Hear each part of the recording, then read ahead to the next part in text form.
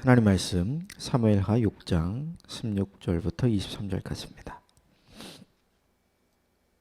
사무엘하 6장 16절부터 23절 한 절씩 같이 교독하겠습니다. 여호와의 궤가 다윗성으로 들어올 때에 사울의 딸 미갈이 창으로 내다보다가 다윗이 여호와 앞에서 뛰놀며 춤추는 것을 보고 심중에 그를 업신 여기니라. 여호와의 궤를 메고 들어가서 다윗이 그것을 위하여 친 장막 가운데 그 준비한 자리에 그것을 두매 다윗이 번제와 화목제를 여호와 앞에 드리니라. 다윗이 번제와 화목제를 드리기를 마치고 만군의 여호와의 이름으로 백성에게 축복하고 모든 백성 곧 온 이스라엘 무리에게 남녀를 막론하고 떡 한 개와 고기 한 조각과 건포도 떡 한 덩이씩 나누어 주매 모든 백성이 각기 집으로 돌아가니라.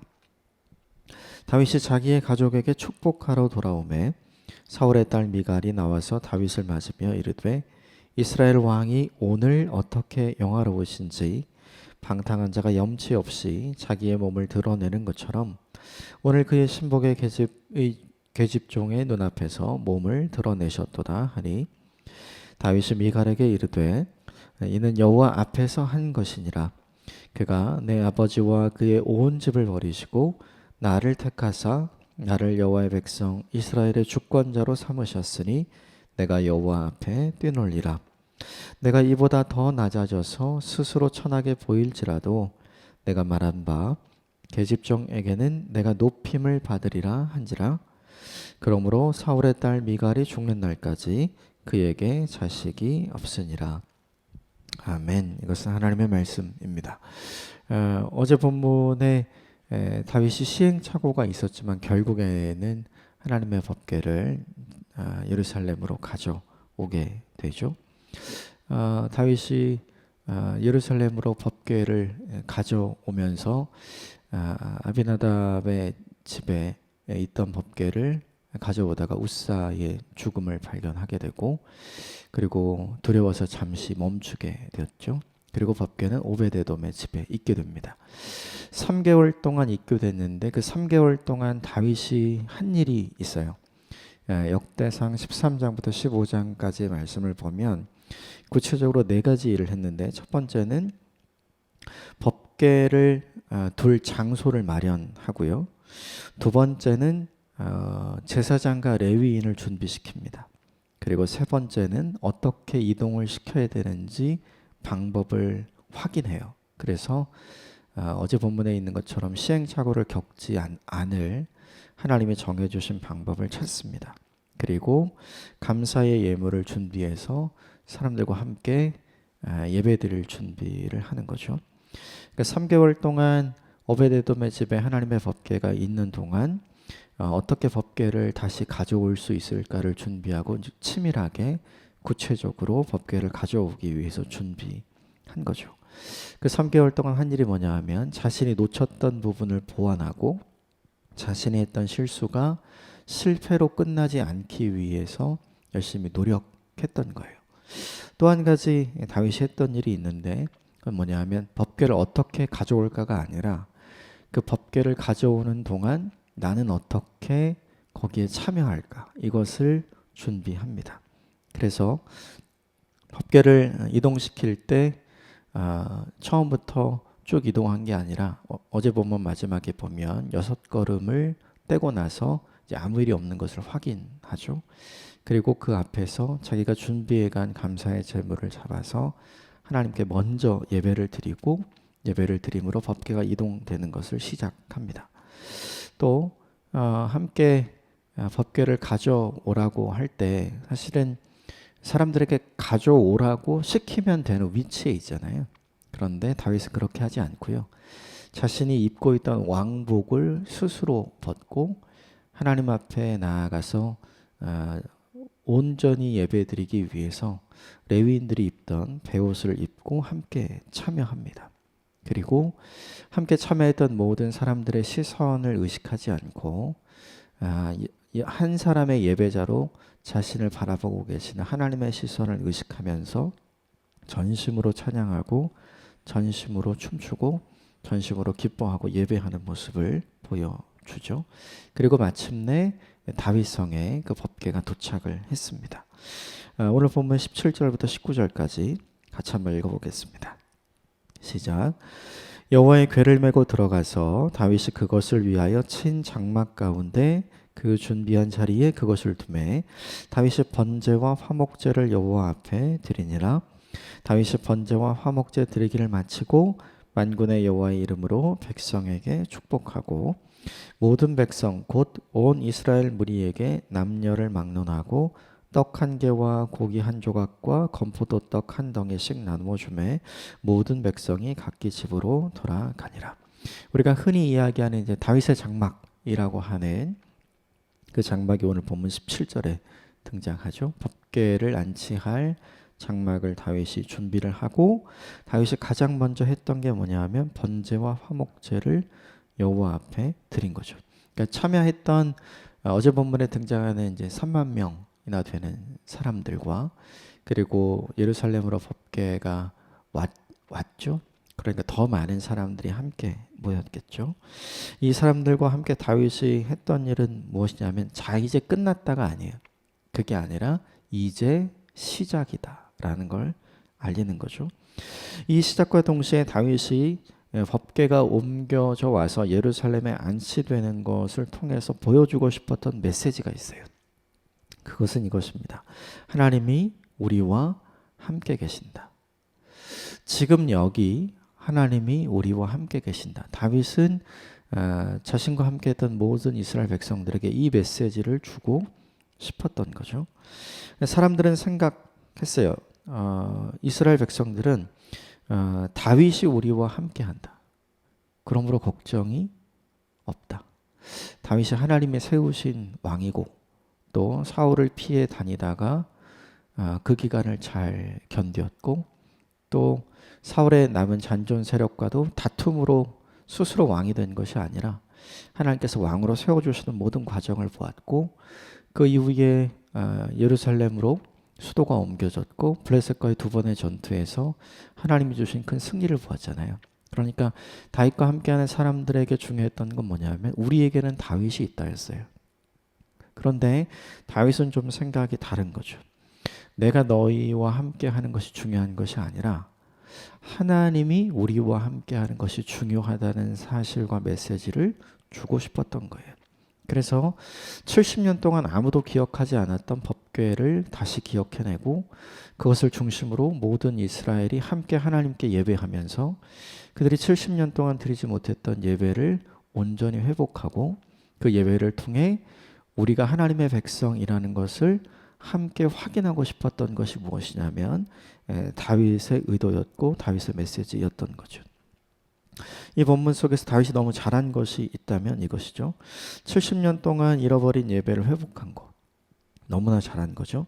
또 하나 사람들에게 사람을 의지하는 사람이 되기보다 즉 왕을 의지하는 사람이 되기보다 그 왕을 세워주신 하나님을 의지하는 백성이 되는 것이 훨씬 더 안전한 일임을 사람들에게 알려주었죠. 또 중요한 건 우리가 다윗의 백성이 아니라 우리가 하나님의 백성이라는 걸 다시 깨닫게 하고 확인해 준 거예요. 이 모든 것을 무엇을 통해서 했냐면 오늘 본문에 사람들과 함께 드린 예배를 통해서 이 일을 한 것이죠. 예배가 우리에게 주는 가장 중요한 메시지가 있다면 지금 여기 하나님께서 우리와 함께 계신다. 나는 하나님의 사람이다. 이 메시지인 것 같아요. 함께 드리는 모든 사람들이 이 메시지를 통해서 함께 하나가 되고요.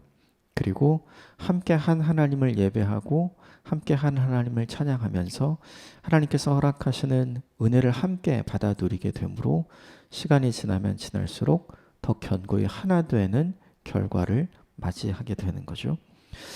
다윗은 자신의 힘으로 사람들을 하나로 묶으려고 했던 사람이 아니에요. 그는 결코 정치적인 사람이 아닌 거죠. 그는 진실로 하나님 앞에 전심으로 예배하고 싶은 한 사람 예배자였습니다. 그 한 사람 예배자를 통해서 하나님은 모든 사람들이 함께 하나 되도록 만들어 가시는 거죠. 이 본문이 우리에게 주는 메시지가 있다면 다윗과 같이 하나님을 전심으로 사랑하고 다윗처럼 하나님을 예배하는 예배자가 되시기를 주님의 이름으로 축복합니다. 누군가가 나를 통해서 살아계신 하나님을 경험하게 되었으면 좋겠고요.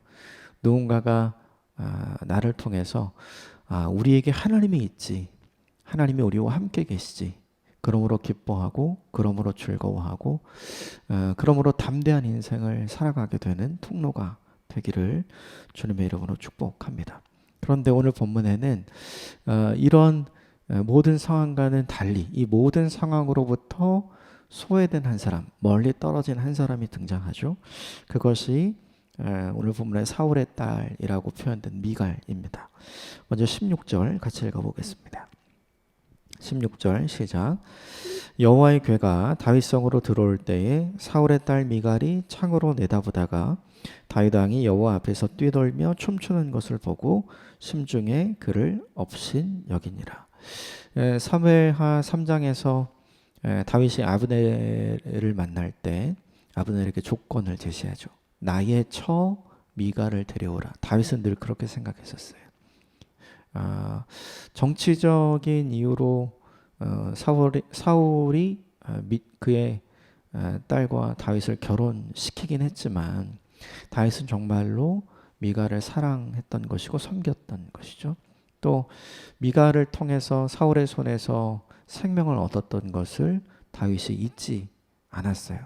그래서 다윗은 여전히 미갈을 사랑하고 있고 또 미갈을 섬기고 싶었고 은혜를 갚고 싶었죠. 그래서 사울에게 쫓겼던 그 모든 기간, 그리고 다윗이 왕이 통합 이스라엘의 왕이 되는 그 기간까지도 다윗은 잊지 않고 미갈을 마음에 듭니다. 그리고 그 미갈을 다시 다윗 성으로 옮겨와서 함께 아내로 맞아 살게 된 거죠. 그런데 미갈은 조금 달랐던 것 같아요. 오늘 보면 16절을 보면 미갈이 이렇게 표현되어 있어요. 사울의 딸 미갈. 다윗의 아내라고 표현되어 있지 않죠. 그러니까 심적으로 다윗의 마음과는 전혀 다른 마음을 가진 미갈의 모습이 오늘 이 본문에 표현되어 있고, 또 하나 창으로 내다보다가 이렇게 돼 있죠. 그러니까 다윗과 함께 하나님의 궤를 가지러 가지 않았던 거예요. 그리고 하나님의 궤를 가지고 오는 다윗이 집 안에 창 밖에서 보일 정도의 거리가 되었음에도 불구하고 다윗과 함께 하나님의 궤가 들어오는데 거기에 나가서 참여하지 않았던 거죠. 오늘 본문에 다윗 왕이 여호와 앞에서 뛰놀며 춤추는 것을 보았다 이렇게 되어 있죠. 이 춤을 다윗 혼자 췄을까요? 그렇지 않을 것 같아요. 모든 사람들이 하나님의 궤가 들어오는 것을 기뻐하고 함께 춤췄겠죠. 다윗도 함께 춤추며 뛰노면서 기뻐하고 환호하는 예배자들 가운데 한 사람으로 있었잖아요. 그럼에도 불구하고 사울의 딸 미갈은 그 춤추는 것을 보고도 나갈 생각을 하지 않아요. 그냥 집 안에 있는 거죠. 하나님이 기대하시고 또 하나님이 바라시는 예배자가 되지 않고요. 오히려 예배드리는 사람을 구경하는 관람객으로 남게 됩니다. 그리고 나서 결론적으로 16절 마지막에 보면 심중에 말은 하지 않았지만 그를 다윗을 업신여기니라. 이 업신여기다의 우리말 가장 정확한 뜻은 뭐냐면 경멸하다 혹은 모욕하다라는 뜻이에요. 뭘 저렇게까지 저렇게 하나, 이 정도가 아니라 굉장히 싫어한 모습을 지금 미갈이 보여주고 있는 거죠. 법궤가 안치되는 것이 모든 것이 다 끝나는 순간까지도 미갈은 그 예배에 참여하지 않습니다. 그 축제에 참여하지 않죠. 그리고 다 끝나서 다윗이 가족을 축복하기 위해서 집으로 돌아온 순간, 그때 미갈이 다시 등장을 합니다. 오늘 본문 20절 같이 읽어보겠습니다. 20절 시작. 다윗이 자기의 가족에게 축복하러 돌아오매 사울의 딸 미갈이 나와서 다윗을 맞으며 이르되 이스라엘 왕이 오늘 어떻게 영화로우신지 방탕한 자가 염치 없이 자기 몸을 드러내는 것처럼 오늘 그의 신복의 계집종의 눈앞에서 몸을 드러내셨도다 하니. 16절에는 심중에 다윗을 업신여겼다 이렇게 돼 있는데 오늘 20절에는 드디어 말로 다윗을 모욕하기 시작을 하죠. 이 부분이 우리에게 보여주는 것이 있다면 마음속에 있는 생각은 반드시 밖으로 나오기 마련이다. 근데 이걸 보면 생각나는 사람이 있어요. 사울이죠. 사울은 천천히요, 다윗은 만만이다. 여인들이 전쟁이 끝나고 돌아오는 다윗과 사울의 일행을 맞이하는 모습을 보게 되죠. 그런데 그 이야기를 듣고 결국엔 사울이 이야기를 하죠. 다윗이 얻을 것이 이 나라밖에 무엇이 있겠는가. 자기 마음속에 있는 생각을 자기 입 밖으로 내게 되는 거죠. 사울이 미갈에게 가르친 것 같진 않아요. 성경에 그런 얘기는 안 나오니까요. 그런데 자연스럽게 미갈이 사울의 모습을 닮아 있는 것을 보게 되죠. 우리도 그런 게 있는 것 같아요. 마음속에 담아둔 것이 언젠가 무의식적으로 밖으로 툭 튀어나와서 내가 이런 말을 했어? 나 스스로 생각하고 놀랄 만큼 우리 마음속에 담아둔 말이 있기 마련이잖아요. 그러니까 어느 순간 그 말이 우리 입술에 나오기 마련인 것 같아요. 두 번째 이 미갈의 모습이 보여주는 건 뭐냐 하면 그렇게 춤추면서 뛰놀면서 기뻐하는 당신의 모습을 보니까 내가 다 좋다. 당신이 그렇게 기뻐하는 모습을 보니까 내가 다 좋다. 이게 아니라 당신이 그렇게 하는 모습을 보니까 내가 부끄럽다. 내가 수치스럽다. 이야기하죠. 그러니까 미갈에게 중요한 것은 무엇이냐면 다윗이 왜 저렇게 기뻐할까? 다윗이 왜 저렇게 춤출까? 왜 저렇게 왕복을 벗고 예배자의 모습으로 사람들과 함께 섞여서 예배하는 것일까? 저게 얼마나 좋으면 저런 것일까? 저게 얼마나 중요하면 저런 것일까? 그래서 함께 하는 것이 아니라 그 했던 모든 일을 수치스러워하고 부끄러워하는 거죠. 미갈에게 중요한 건 뭐냐 하면 자기 자신이에요. 근데 이것도 사울을 닮아 있습니다. 사울에게 중요한 것은 하나님도 아니었고 이스라엘 백성도 아니었고 자기 자신이 중요했잖아요. 이 미갈의 모습을 보면 아버지 사울의 모습이 떠오릅니다. 또 하나 오늘 이 본문 모습에서 미갈의 모습 속에서 보여주는 게 뭐냐 하면 미갈에게 중요한 것은 하나님의 시선이 아니에요. 그것이 아니라 사람들의 시선이죠. 그리고 본문에 내 신하의 계집종들의 눈앞에서 옷이 흘러내리는 것을 모르고 몸을 드러내면서 하나님께 예배하더라. 전심으로 거리낌 없이 부끄러움 없이 예배하더라. 이 모습을 미갈이 본 거죠. 다윗은 전혀 개의치 않았어요. 그런데 그 모습이 미갈이 싫었던 거죠. 왕의 채통을 지키지 않고 왕복도 벗어버린 채로 그리고 옷이 흘러내리는 줄도 모르고 거리낌 없이 하나님을 찬양하고 예배했던 모습이 오늘 미갈의 시선에는 굉장히 걸렸던 거예요. 왜냐하면 사람들이 어떻게 볼까 이거를 생각했기 때문이죠. 사울도 마찬가지였던 것 같아요. 사울도 하나님이 나를 어떻게 생각하실까를 생각하는 사람이 아니라 사람들이 나를 어떻게 생각할까를 생각했던 사람이었잖아요. 그러니까 여인들의 노래소리가 걸리게 되었던 거죠. 좀 종합을 해보면 오늘 20절에서 드러나는 미갈의 모습을 보면 하나님을 전혀 예배할 줄 모르는 사람이었고 함께 웃고 또 함께 기뻐하고 또 함께 울 줄 모르는 사람이었고 하나님보다 자신이 중요한 사람이었고 내면보다 외적인 모습이 중요했던 사람이었어요. 그런데 그 모습을 보고 다윗이 이렇게 이야기를 합니다. 21절 말씀 같이 읽어보겠습니다. 21절 22절 시작. 다윗이 미갈에게 이르되 이는 여호와 앞에서 한 것이니라. 그가 내 아버지와 그의 온 집을 버리시고 나를 택하사 나를 여호와의 백성 이스라엘의 주권자로 삼으셨으니 내가 여호와 앞에 뛰놀리라. 내가 이보다 더 낮아져서 스스로 천하게 보일지라도 내가 말한 바 계집종에게는 내가 높임을 받으리라 한지라. 미갈은 20절에서 이렇게 이야기했죠. 내가 계집종의 눈앞에서 이렇게 보았어요. 그 모든 것이 사람들 앞에서 이렇게 본 거죠. 그런데 오늘 21절에 다윗은 어떻게 이야기하냐면 내가 하는 모든 것은 사람들 앞에서 한 것이 아니라 이는 여호와 앞에서 한 것이다. 그는 관점이 전혀 다르고 방향이 전혀 다르죠. 그러니까 미갈과 다윗의 생각의 결정적인 차이가 바로 여기에 있는 거죠. 다윗은 모든 것을 하나님 앞에서라는 전제를 깔고 생각하고 행동하고 준비하고 판단하고 진행한 거예요. 그런데 미갈은 그렇지가 않았던 거죠. 지난 20여 년간 다윗의 입장에서 생각을 해보면 생명과 은혜를 주신 하나님이었어요. 그리고 오늘의 다윗이 있도록 선하게 인도하신 하나님이셨죠.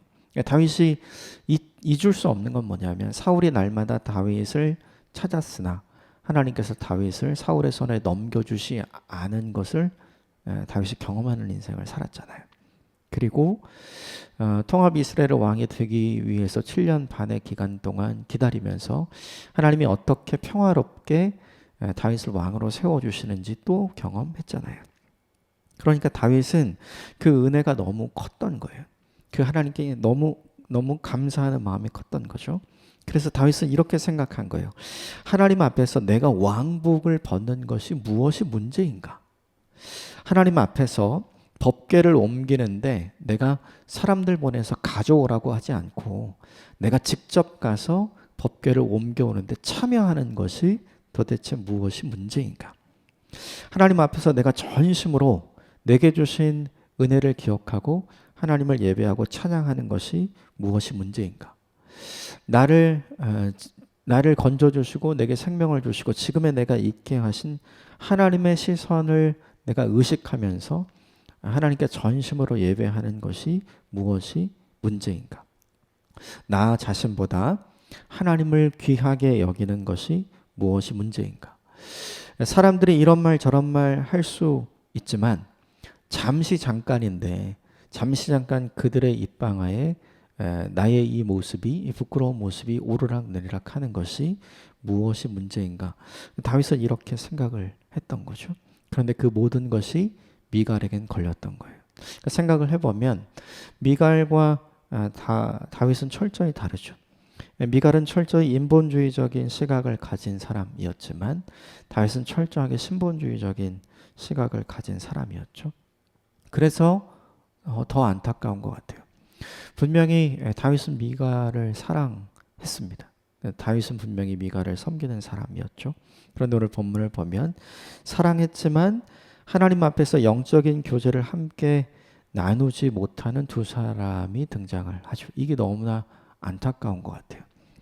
내가 가장 사랑하는 사람이기는 하지만 내가 사랑하는 사랑보다 더 깊고 넓게 우리를 사랑하시는 하나님께 함께 예배하지 못하고 함께 찬양하지 못하고 그 하나님의 이야기를 나눌 수 없는 상황이 무엇보다 다윗에게는 큰 불행의 사건인 것 같아요. 이 모습을 보면서 우리가 좀 곰곰이 생각해 봐야 할 것이 있는 것 같아요. 나는 함께 하나님께 이렇게 전심과 전 마음으로 예배할 수 있는 사람을 가졌는가? 나는 함께 내게 주신 은혜 때문에 부끄럽지 않게 내가 하나님 앞에서 이 모든 것을 했다고 함께 하자고 이야기할 사람이 있는가? 함께 마음과 뜻과 정성을 다해 하나님 이야기를 하면서 하나님께 예배할 사람이 있게 되기를 주님으로 축복합니다. 그것이 얼마나 큰 복이고 얼마나 큰 행복인지 오늘 이 본문이 우리에게 반면교사의 모습을 보여주는 거죠. 오늘 본문의 결론은 이렇습니다. 23절 같이 읽겠습니다. 시작. 그러므로 사울의 딸 미갈이 죽는 날까지 그에게 자식이 없으니라. 결국 이 사건을 통해서 다윗은 다시 미갈을 찾지 않은 것 같아요. 미갈에게 미안한 마음이 있었고 또 미갈에게 빚진 마음이 있었고 미갈을 여전히 사랑했던 다윗이어서 미갈을 데리고 왔지만 결국 다윗이 생각했던 건 뭐냐면 그가 사랑하지 않아서가 아니라 하나님을 사랑하지 않는 사람을 내가 어떻게 사랑할 수 있을 것인가에 대한 고민을 다윗이 깊이 했었던 것 같습니다. 그래서 다윗이 결국 쫓아내지는 않지만 스스로 찾아가지는 않는 결정을 하게 된 것 같아요. 한 가지 아쉬운 건 이런 거죠. 이 본문을 보면서 만약이라는 걸 좀 생각을 해봅니다. 만약 미갈이 함께 참여해서 법궤를 가지러 갔다면, 만일 미갈이 거기에 가는 거는 어려워서 다윗성으로 온 다윗을 보고 함께 내려가서 예배하고 함께 즐거워했다면, 함께 기뻐하고 함께 춤추고 또 함께 하나님을 존귀히 여겼다면 어떻게 되었을까? 오늘 본문의 결론과는 전혀 다른 결론이었을 거라는 예상을 해보게 되는 거죠. 결국 이 본문이 미갈을 통해서 우리에게 보여주는 것이 무엇이냐면 스스로 하나님을 존귀히 여기는 자를 하나님께서 존귀히 여겨 주신다는 거죠. 자신을 낮추는 다윗을 하나님께서 높여 주셨던 것처럼 자신을 낮추고 하나님을 높여드리는 자를 하나님이 사랑하시고 존귀히 여기신다는 거죠. 하나님이 깊고 넓게 우리를 사랑하시죠. 그런데 오늘 미갈을 보면 미갈은 하나님을 그렇게 사랑하지 않죠. 그러므로 결론적으로 보면 그 사랑이 흐려지는 것을 보게 됩니다. 왜인가를 곰곰이 생각해 보게 됐어요. 하나님의 사랑은 깊고 넓지만 하나님의 사랑은 평등한 사랑이 아니라 하나님의 사랑은 공평한 사랑이라는 걸 떠올리게 됩니다. 그래서 하나님을 더 사랑하는 자를 하나님이 더 깊이 사랑하게 되는 것과 같은 이치가 되는 것이죠. 인생을 딱 한 번 살아갑니다. 인생을 딱 한 번 살아가는 기간 동안에 오늘 제일 마지막에 함께 내가 만약에 그랬었더라면 이렇게 후회하거나 이렇게 가정하고 돌아보는 일이 없게 되기를 바랍니다. 시간마다 주어진 상황과 환경 속에서 전심으로 하나님을 높여드리고 하나님을 찬양하고 하나님께 예배했던 다윗처럼 온 마음을 다해 하나님을 높여드리는 인생을 사십시오. 하나님께서 다윗처럼 높여주실 것을 믿습니다. 함께 기도하겠습니다.